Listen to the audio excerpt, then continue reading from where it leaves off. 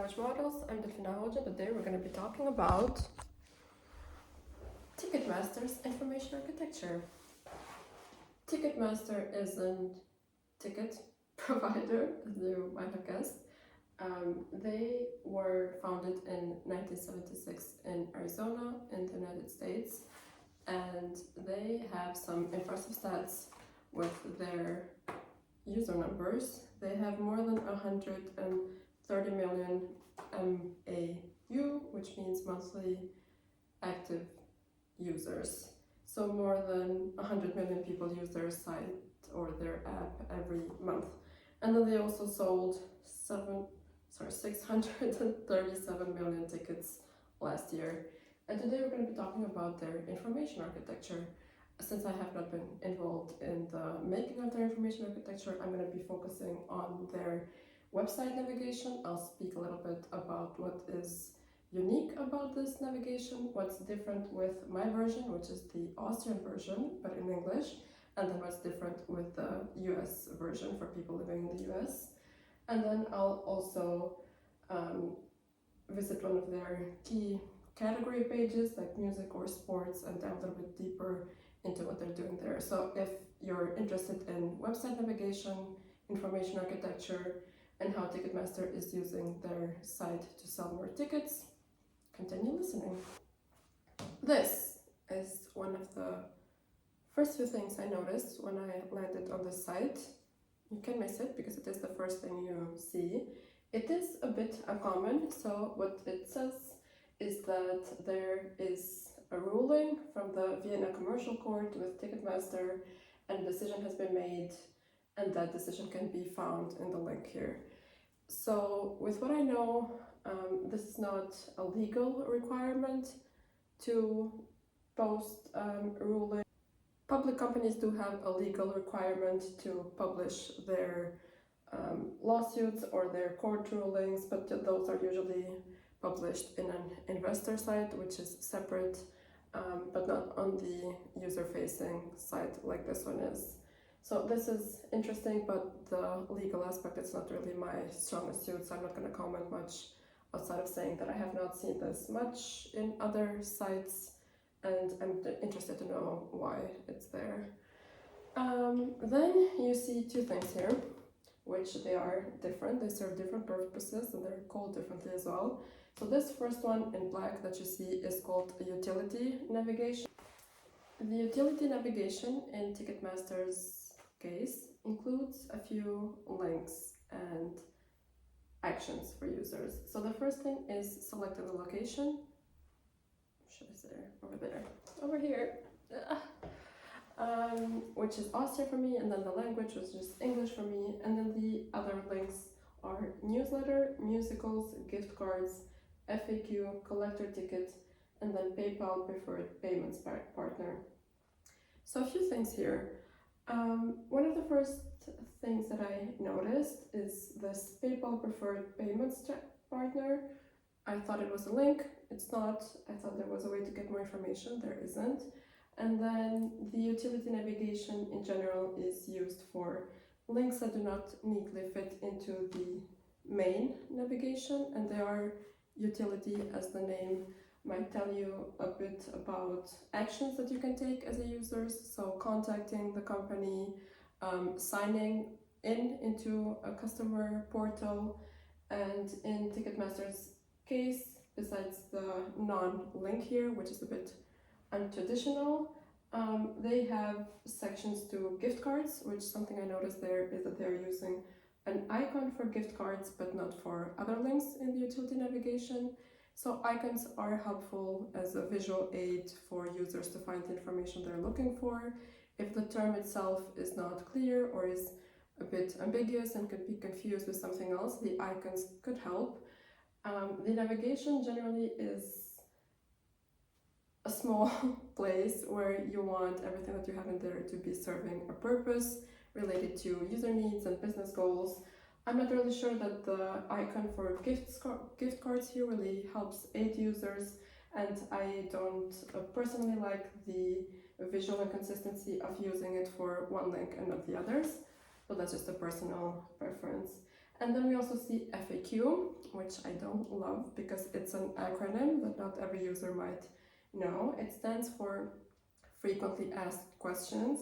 And the other reason why I'm not a big fan of FAQs is because they tend to be a way to think that you are accounting for user needs, because you say, well, we've answered these questions that users have, but generally the users want to find the answers to the questions they're looking for in the page where it's more relevant, rather than having a separate FAQ or frequently asked questions section that's completely separate and they need to be redirected to. So it's always better to think ahead when we're designing content, not just in the navigation but the page content as well, to ensure that we have the information that is more relevant to users in the page where they're looking for it and that they're already interacting with. Small break. I'm a bit cold, and I have not been cold in the past 4 years or so, and I'm not handling it very well, and I'm having difficulty breathing and speaking, so I opened the window a little bit. I hope it's better. I hope it does not affect the sound, and let's continue on. Main navigation almost always includes the logo of the company, which is clickable, and wherever the users are in the site, they can be redirected to the homepage by clicking on the logo. And then we have music, sports, arts and theater, family, festivals, cities. And then the link to sign in or register is on the right side of the screen. I think I mentioned that utility navs are usually where we would include that information, but as you'll see here, there's not a lot of room left, so this works as well. What's different about this one and what is or is not working well, I tried to find some data on ticket sales and the categories which these are. So they are ways to group the events and the tickets that users can buy by the type of event that they'll be going to. So to have an opinion on whether this navigation is performing well or not from the user standpoint, I wanted to better understand what are the types of events that people are mostly signing up for or getting tickets for from Ticketmaster. It was a bit hard to find, and the latest data that I could find was from 2 years ago, and sports is actually the first one. So people are mostly buying sports tickets. And then music is the second one. The third is festivals, with more than 50% of Americans having gone to at least a festival in the past year or so.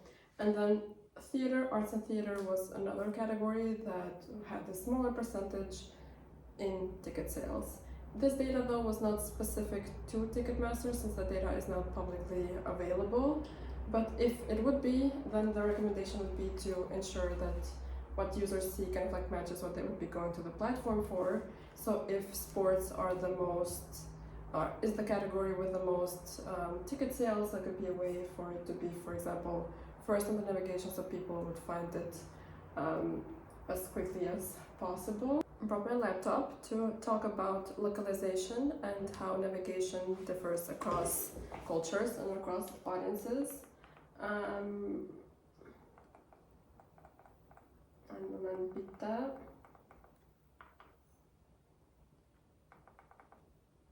Music, yes. So as you see here, when someone hovers over the music category, they see the different music genres for events that they can go to. I'm not going to read them all, but there are 8 here, and then there is also one that is all music. This is generally considered a best practice, so if someone is not necessarily looking for something specific, but they're looking for a concert in the upcoming weeks or so, they can see what's available rather than selecting the genre first. So it's just a different way to serve users to get them the information that they want. And all music would take them to a page with all of the music events. Localization. So in the sports category, when you just hover over it, they see 6 sports, and then again the link to view all sports, all events in their area. But what you might notice here, if you remember that I'm in Austria, is that if as a user I would click on American football, I would actually not find any events. So it looks like the categories here are not necessarily matching the country's available sport events, or maybe they just aren't now, but clicking on American football actually returns 0 results. So the suggestion here would be to not have something that is kind of like wasting users' time by going to it and then not seeing anything relevant or anything at all, really. On the other hand, on the American Ticketmaster, they are categorizing the sport events very, very intentionally.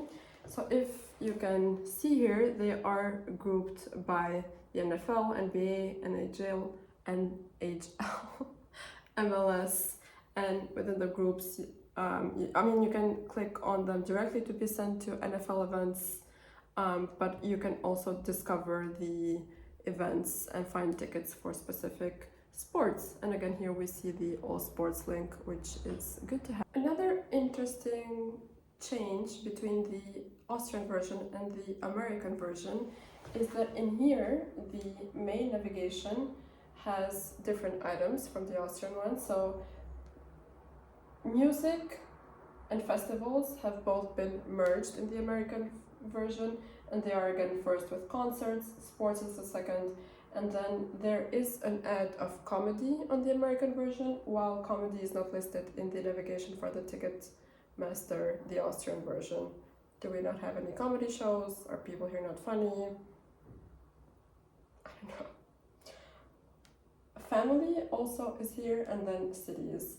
And then this is super small, and you probably already can tell with the main nav, but the utility nav is also different, offering something completely new from this navigation, which is hotels. And then there's also a section for help, which is not in here, and help usually would be something similar to a support center where you can submit a ticket for something that you are encountering difficulties with your ticket, you're getting registered, logging, all of that. And then they also have, so hotels is the first one that is new, and then a VIP guide. So they have VIP packages in the utility nav. Let's talk about the navigation of their category pages. I've opened music here. Category pages, depending on the content management system that the company uses. I think they use WordPress, because I think I saw a WP Engine login screen, and WP Engine is a hosting company for WordPress sites. So if they use WordPress, this is also called an archive page, since it would show all of the categories, all of the events within the category. So category page and archive page, they all kind of like serve the same purpose, where they are an automated feed generally of the latest events. And then there is manual curation possible, so if the editors want to feature some events, so they are able to do that. And then these pages will also have some robust filtering to ensure that users can find events to their liking. So whether they're looking for something in the morning, in the evening, something within a specific price range, if they want something that's in person or not.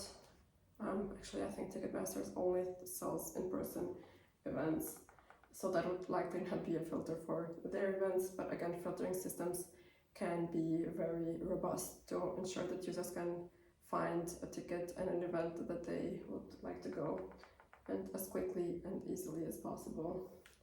So the first thing that you saw there, nothing special, just a big header. It's quite common for these category pages. It's not my favorite, because I like sites to be a little bit more on the utility and to prioritize visibility more, and I don't necessarily think that this big header serves a purpose for users, but again, it's not a big deal, let's say.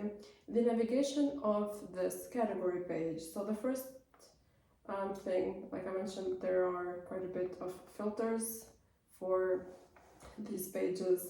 In Ticketmaster's case, though, this is just listing the genres, and you can also within the genre, kind of like select the genre itself and be taken to that page. So what I wanted to do.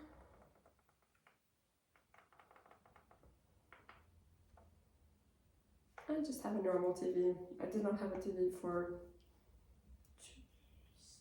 3 years and I managed quite well without it, but I enjoy having one now, but it's not the fancy kind in any way. So please bear with me while I try to go back and find the All Music archive page. Yes, so in All Music, you can filter by the genre, and there are over 1,300 genres according to the Spotify system. I don't know how many they have in here, but that's an impressive number. So if a user would click on the drop down, which is what this is called, item with one of the genres, they would be taken to that page. What I thought here, looking at this icon, which is called a chevron, is that I would see different subgenres within, let's say, alternative, indie, rock, or classical. Oh, no, I did it again. Shit. Please hold. Oh, okay, we're back quite quickly.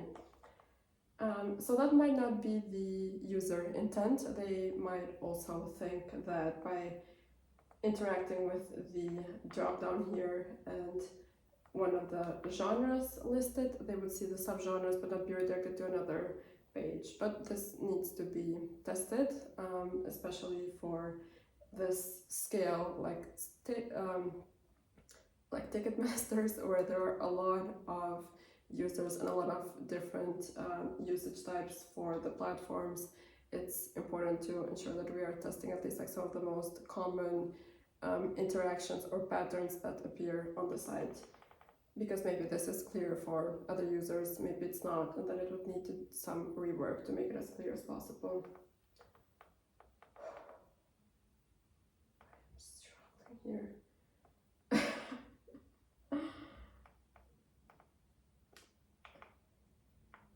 No, I did not click on the drop down and restart the process again. Why are you asking that? So they have featured events here, like a lot of the archive pages do, as I mentioned. These require manual curation, and they're decided by the editorial team on what is featured here. So in their case, they have four events. Let's see. It looks like in one case they are displaying in this short description here the date of the event, but on others they're just saying that it's live. So that would be something else to test that and potentially improve, because if you're featuring events, I would think that you would want the users to know when the event is, so if they're available or not available, they can decide to check it out. There's an advertisement here, but it's an advertisement to their blog, so it is internal. There's another advertisement here that I cannot see, and then there's the music events section. I'll admit the filters here are not as robust as I would expect for a company this size. Users can select a date for the event, but they can't necessarily filter by the subgenre, the specific date, the price, if it's a kid-friendly event or not, if there's parking needed, all of that. And there's, I'm sure, so many more events that I can come up for filters and that others have done, but just my initial thoughts with the navigation of this page. Interestingly, I'm seeing two very different numbers. One is in the 10,000s upcoming events, but that for Austria here, it actually says that there are 130 music events.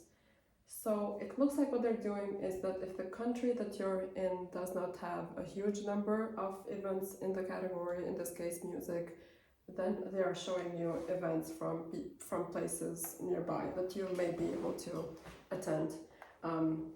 Hungary might be one of those. Hungary is quite close, and then so many other places that you can go for a music concert.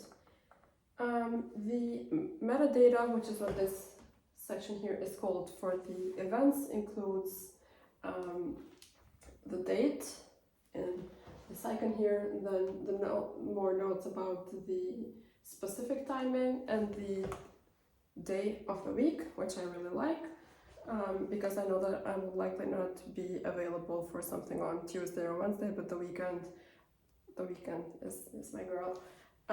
It does also show users when there's limited availability, which I like if it is a reflection of the truth.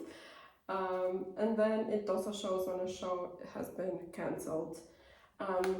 So date, day of the week, time of the day, the event name, where it is, which is the venue, and then any other related information that we want to show in the metadata for users.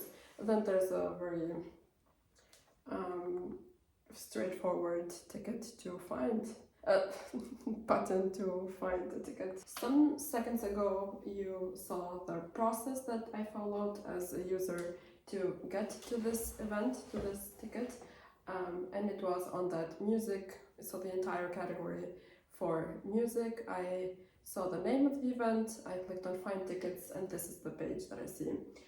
So first thing about the page and the way that it's structured, so you see the name of the event and the singer, when it is, what venue it's in, and then you see a seat map, which is not my favorite way of showing information when someone's trying to buy a ticket, for a couple of reasons. First, I would think that someone that clicked on that find tickets section would also still want to see a little bit about something to get them excited about the event itself. So like the singer, if they have a new album out, if this is like their last tour, if it's a part of their tour, if it's like a legendary tour, if it's just anything that would get me excited to participate. And I know that this information is probably somewhere else, but just it felt a bit cold, the experience of like clicking and then being redirected to this page without really getting to know a little bit more about the singer, which yes, some users or most users would be clicking on singers that they are already familiar with, that they see themselves attending the concert. But those are just my initial thoughts with this section, that even if I knew the singer, I would still want like a little bit of, ooh, you're going to a concert, here's why it's going to be so much fun. And then the seat map is also not something that I expected to see at this stage of the process.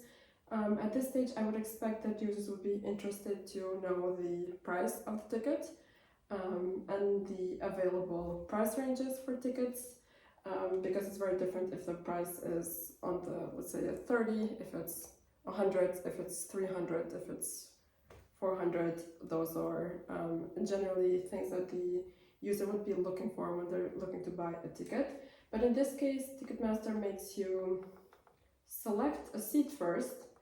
And in this specific example, I don't necessarily, I don't have to select, I can just hover over it and it would show me something that I did not realize earlier because it's not noted anywhere on the page.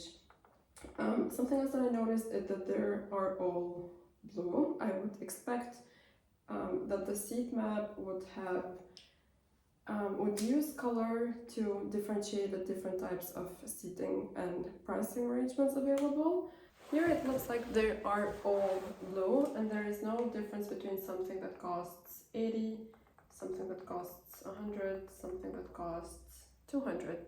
They all look the same color. And then a product designer, love them, is where I would is who I would go to for help with trying to kind of like explaining the problem, explaining the need, and then leaving the colors up to them to define what and how we can display this better in color. On the second section of the page, which is See Best Available, users do land on the View Seat Map, but this version is available. I like that the prices are findable without having to hover over the seat map.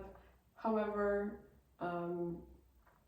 the prices, you cannot filter or sort by price without selecting a ticket type.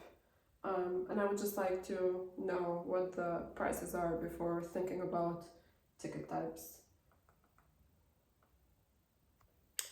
Something else that I noticed is that you have to buy wheelchair spaces in a separate site from that is managed by the one of the city of Vienna's sites, the Wiener Stadthalle, which I thought was a bit strange, and I would want those tickets to be included in the tickets and just for users to be able to filter in this site. But apparently this is determined by the venue or the promoter, not Ticketmaster itself. So I guess it's just something that is based on the policies of this specific concert venue by the city of Vienna.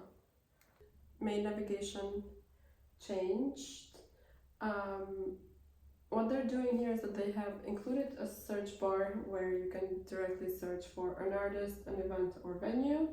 And then everything else that we saw on the main navigation from the homepage is now under this More section, which I don't like. More has very limited what we call information sent in the fields. Information sent is just how confident the user feels that the actions that they are taking will get them to where they're looking to go. So if someone would be looking for family events, More would have no information sent, so it would not give them any confidence that they're looking in the right section, since More can mean anything really. It's difficult with the space issue, since they have wanted to include the search bar here, and search is good, even though not as many people rely on search as you would think, or the in-page search function like Ctrl Control F. It's not used as much. A lot of people do not know about it, which was surprising to me. But I like having the search bar within the page. I just would want potentially to see a more intentional label rather than more. One final thing that I forgot to mention from the navigation is that besides the utility nav, the main nav, I would consider the search function on the page another part of the navigation, because it's part of how users navigate the site. I searched for an artist name, Doja Cat, and then I see some of their potential internal ways that they structure information or group information, which are a bit too broad in my opinion. So artists, teams, and attractions, they're very different things that I would want as a user to potentially for them to be categorized by. So if I'm looking for an attraction or venue, I can find that. If I'm looking for an artist, I can find that. The search bar gives users the ability to filter and to search by artist, event, or venue, and so to search by artist, event, or venue, and to select the dates that they're interested in. So artist, event, or venue. Venue is an interesting one that I would love to know the behind the scenes of, because in my experience users are not as interested in specific venues, but they are more interested in specific cities or specific regions that they are able to travel to, or that they have friends in that they would want to go to a concert or a sports event with. But these are the categories that are mentioned here that are searchable artist, event, or venue. Specifically for me, as someone who received a gift card from Ticketmaster, I would have loved that grouping by region, so to see all of the available events within a specific radius near me, that maybe it's not in my city, maybe it's not in Austria generally, but it's somewhere nearby that I can take a day trip or just stay for a night. So that would have been something that I personally would have wanted to see. I don't know if the research of the user data would back that up as a search term and something that users are categorizing the information or wanting to find the information categorized by, especially as in my case, a user that has received a gift card and they're not necessarily looking for a specific event, but they're looking to see what's available out there and then decide what the options are. And I think I have landed on Cirque du Soleil for next year. Hazel. I've always liked the name Hazel. So this is the end of this video. Thank you so much for watching. I hope you learned some new things about information architecture, navigation. If you had thoughts as I was speaking about the user experience or want to share your own, please feel free to do so in the comments, and see you next time. Let me know if you have a specific site or ad that you would like me to review.